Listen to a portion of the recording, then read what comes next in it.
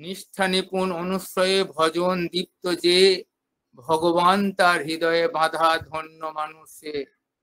নিষ্ঠা নিপুণ অনুশ্রয়ে আমরা তাকে পেয়েছি প্রিয় পরম রূপে। এখন তার পথে চলা, অটুট নিষ্ঠায় অচ্যুত ভাবে তার নির্দেশিত কোনো পথে আমাকে চলতে হবে, অটুট নিষ্ঠায়। তাকে জীবনে যত আমরা পরিপালন করব, আমরা ভগবান তার হৃদয়ে বাঁধা ধন্য মানুষে। নিষ্ঠা নিপুণ অনুশ্রয়ে, এই নিষ্ঠা সহকারে অত্যন্ত ভক্তি সহকারে তাকে ভালোবাসতে হয়। আর তাকে ভালোবাসার একমাত্র তুকি হচ্ছে তার সঙ্গে নিয়ত যোগযুক্ত হয়ে থাকা। নিয়ত যোগযুক্ত থাকার পথটা ঠাকুর বলে দিলেন, নাম করবি সকল সময় সকল কাজের মাঝে, নাম ছেড়ে তুই যা করবি সব হবে তোর কাজে। সব সময় আমাকে নামময় হয়ে থাকতে হয়, যজন মুখর হয়ে থাকতে হয়। যজন মুখর যত হয়ে থাকবো, নামময় যত হয়ে থাকবো, তিনি আমার হৃদয়ে প্রতিষ্ঠিত হয়ে থাকেন, তিনি আমার হৃদয়ে বিরাজ করেন। তাই ঠাকুর বলেন, নাম করলেই সবই হয়, নামের প্রতি থাকলে নিষ্ঠা। অনুশীলন আর কৃতি আচরণে গুণ ও মহিমা হয় প্রতিষ্ঠা। নাম করলে সবই হয়, ঠাকুর বলছেন নাম করলে সবই হয়, নামের প্রতি থাকলে নিষ্ঠা। তাহলে নিষ্ঠা সহকারে যে নাম ঠাকুর দিলেন, সেই নামের মধ্যে তিনি জীবন্ত হয়ে থাকেন, নামের মধ্যে তিনি চলেন আমার সাথে। তাই আমাদের শাস্ত্র বলছেন, যেই নাম সেই কৃষ্ণ ভজে নিষ্ঠা করি, নামের সহিত আছেন আপনি শ্রীহরি। সুতরাং নামের মধ্যে তিনি জীবন্ত হয়ে থাকেন, তিনি নামের মধ্যে আমার মধ্যে তিনি বিরাজ করেন, তিনি আমাকে পরিচালিত করেন। নাম নিরতি ভাঙলো যে বাড়ল মনে ডাংবাজি, বৃত্তি রোচক যা পেলি তাই অমনি সোজা হলেও রাজি। নাম নিরতি ভাঙলে মানুষ কি বৃত্তির কবলে পড়ে যায়, প্রবৃত্তির ছবলে পড়ে যায়, তখন মানুষ বিপথে চলে যায়, জীবনে আর ঈশ্বর পথে স্থির থাকতে পারে না। নামটা এত এসেন্সিয়াল, এত জীবনের প্রয়োজন, নামের সাথে ওতপ্রোত হয়ে ভাবে প্রতিটা ক্ষণ, প্রতিটা মুহূর্ত, চলনে চরে শিরনে শয়নে স্বপনে প্রতিটা ক্ষণে চলতে ফিরতে আমাকে নামময় হয়ে থাকতে হবে। আর নামময় হয়ে থাকার একমাত্র পথটা হচ্ছে কি, নিয়ত ইষ্ট কর্মে যুক্ত হয়ে থাকা, ইষ্ট স্বার্থে নিজেকে যুক্ত করে রাখা। সেজন্য বলে নিষ্ঠ স্বার্থে চিন্তা ধ্যান প্রজ্ঞা পতিতে জন্মে, ওই পথেতে সিদ্ধি আছে অনুভূতি হয় কর্মে। তাহলে ইষ্ট স্বার্থ, ইষ্ট স্বার্থ কি আজকে আমরা দেখেছি, ইষ্ট স্বার্থকে আচার্য নির্দেশ করে পালন করা। পুরুষোত্তম আসেন যখন ইষ্ট আচার্য, তিনিই গুরু, তিনিই সবার জীবন দ্বারা, তিনিই সবার জীবন মেরু। তাহলে ইষ্ট আচার্য তিনি প্রিয় পরম, যাকে আমরা গুরু রূপে প্রিয় পরম সদ্গুরু পেয়েছি, সেই প্রিয় পরম ঠাকুর আমাদের বর্তমান আমাদের তিনি পরিচালিত করছেন শ্রী শ্রী আচার্য দেব। শ্রদ্ধা ভক্তি উথল চলায় আচার্যের করে প্রতিষ্ঠা, শ্রদ্ধা ভক্তি উথল চলে আচার্যের প্রতিষ্ঠা, অস্খলিত হয়েই থাকো তাতেই রাখো নিষ্ঠা, অস্খলিত হয়ে থাকো তাতেই রাখো নিষ্ঠা। তাহলে এই অস্খলিত হয়ে থাকতে হবে, তার সঙ্গে যেন আমার চলনের একটা মুহূর্তে বিচ্যুতি না ঘটে, অস্খলিত নিষ্ঠায়। আচার্যকে প্রতিষ্ঠা, আচার্যের প্রতিষ্ঠার মধ্যে দিয়েই আমার জীবন সর্বাঙ্গ সুন্দর হয়, আমি জীবনের প্রতিটা মুহূর্ত রক্ষা পাই এই আচার্য নির্দেশের পরিপালনের মধ্যে দিয়েই। ঠাকুর বলেন, আচার্য নিশ্চয় অটুটে জ্ঞান গবেষণায় থাকলে মন, প্রজ্ঞাবারে ক্রমান্বয়ে সিদ্ধির পথে যাই সেজন। এলে আচার্য নিষ্ঠায় অটুট হয়ে আচার্যকে নিয়ে আমাকে জীবনে চলতে হবে। তিনি একমাত্র জীবনের পথ, তিনি একমাত্র জীবনের আলো, তিনি আমার জীবনের একমাত্র রক্ষাকর্তা, সমস্ত জীবনের পরিত্রাতা, বর্তমান বিদ্যমান। তিনি আজকে আচার্য, তিনি বর্তমান, তাকে ধরে আমরা ঠাকুরকে পথে চলবো। তিনি নিয়তে আমাকে গাইড দিয়ে পরিচালনা করছেন, সেই ইষ্ট নির্দেশ আজকে আমরা পেয়েছি শ্রী শ্রী আচার্য দেবের মাধ্যমে। ডিপি আর ইষ্ট কর্ম, এই যাজন মানুষকে তার কথা পৌঁছে দেওয়া, তার বাণী মানুষের দ্বারে দ্বারে পৌঁছে দেওয়া। আর কি দীপার দীক্ষাপত্র সংশোধনের কাজ তিনি দিলেন। এই সংশোধনের কাজ হচ্ছে নিত্য আমাকে যাজনশীল হয়ে থাকতে হবে, যেমন যজনশীল ও যজন আর যাজন। বলে নাম করলে সব হয়, নামের পথে থাকলে নিষ্ঠা, অনুশীলন আর কৃতি আচরণে গুণ ও মহিমা হয় প্রতিষ্ঠা। এই কৃতি আচরণ, এই কৃতি হচ্ছে ইষ্ট কর্ম, দীপার আর আচরণ, তার বিধান পরিপালন করা। এর মধ্যে দিয়ে তার গুণ, তার মহিমা আমি বুঝতে পারবো, নচেত বোঝার কোনো রাস্তা নাই। বই পড়ে বাণী পাঠ করে তাকে বোঝা যাবে না, কর্মের মধ্যে তাকে আমাকে প্রবেশ করতেই হবে। ইষ্ট শাস্ত্র প্রতিষ্ঠার পর হয়ে ধর্ম চলবি, যত ধর্ম আনবে অর্থ তোমার কাম্যক্ষ তেমনি তত। একটা মানুষ পরিত্রাণের পথে যায় যখন ইষ্ট স্বার্থ তার জীবনে একমাত্র কর্ম হয়, প্রিয় কর্ম হচ্ছে ইষ্ট স্বার্থ। তাই বলেন ইষ্ট স্বার্থ প্রতিষ্ঠা যায় তলিয়ে যেইখানেই, মরণ হানায় আসছে বিপাক ওই পথেতেই সেইখানেই।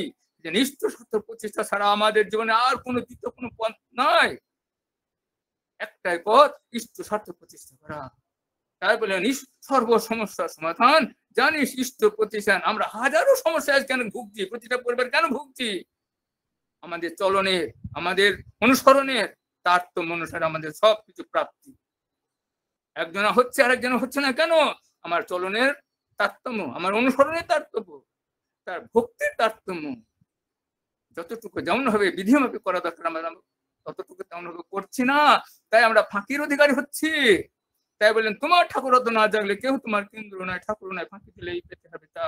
এই ঠাকুরত্ব জগতে আচার্য নির্দেশ আমাকে জীবন দিয়ে পালতে হবে, অন্তর দিতে পারে, ভক্তি শ্রদ্ধা ভালোবাসা দিয়ে তাকে আপন করে নিতে হবে। এই আপন করার পরটা তিনি দিলেন এই ইষ্ট কর্ম। সেই জন্য আমাদের একটাই কাজ এখন তার নির্দেশ করে পালন করা। তিনি যা বলেন যত্নে তা রক্ষা করে নিয়ত চরিত্রগত করাই হচ্ছে সাধনা। তাহলে আমাকে করতে হবে, না করে কিছু পাওয়া যাবে না।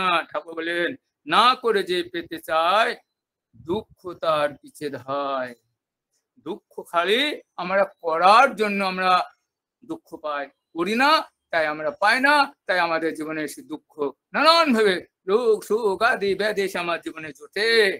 ওগুলো আমার জীবনের একমাত্র সম্বল হয়ে যায় আচার্য নির্দেশ, গুরুর নির্দেশ পালি না বলে। তিনি আমাদের সব ব্যথা কথা তিনি সব জানেন।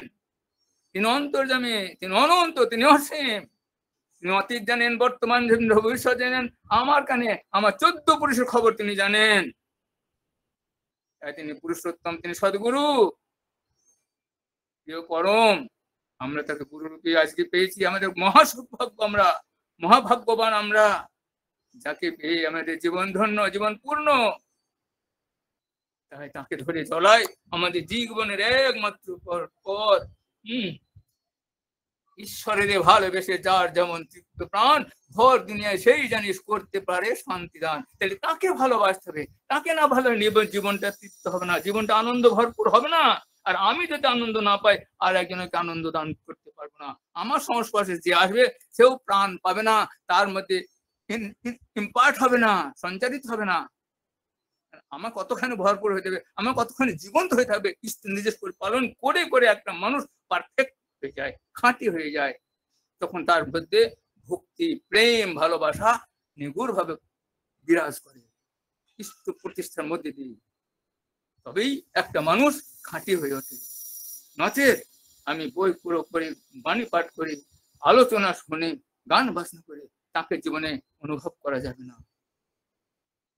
গুরুর জন্য, তখন বলেন পিতার জন্য, সত্যের জন্য দুঃখ ভোগ অনন্ত শান্তি হবে, তার জন্য সময় দিতে হবে, তার জন্য শ্রম দিতে হবে, তার জন্য আমাকে মানুষের দ্বারে দ্বারে পৌঁছাতে হবে, মানুষের কাছে যেতে হবে।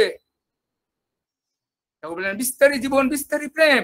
এই কর্মের মধ্যে জীবনের বিস্তার আসে, এই কর্মের মধ্যে জীবনের প্রেম আসে, এই কর্মের মধ্যে জীবনের রক্ষা পায়। রক্ষার কর্ম, রক্ষার বিধিকে পরিপালন করলে তবে মানুষ জীবনে রক্ষা পায়। তাই বলেন আমাদের শাস্ত্রে বলে যে রাখে হরি মারে কে, মারে হরি তার রাখে কে। হরিকে আমি কতটুকু পরিপালন করছি, হরিকে আমি জীবন দিয়ে কতখানি আমি জীবন দিয়ে তাকে মেনে চলছি, তাকে কতখানি আমি জীবন দিয়ে পালন পোষণ পূরণ করছি, এটা যদি আমি করে থাকি আমি নিয়ত রক্ষা পাবো।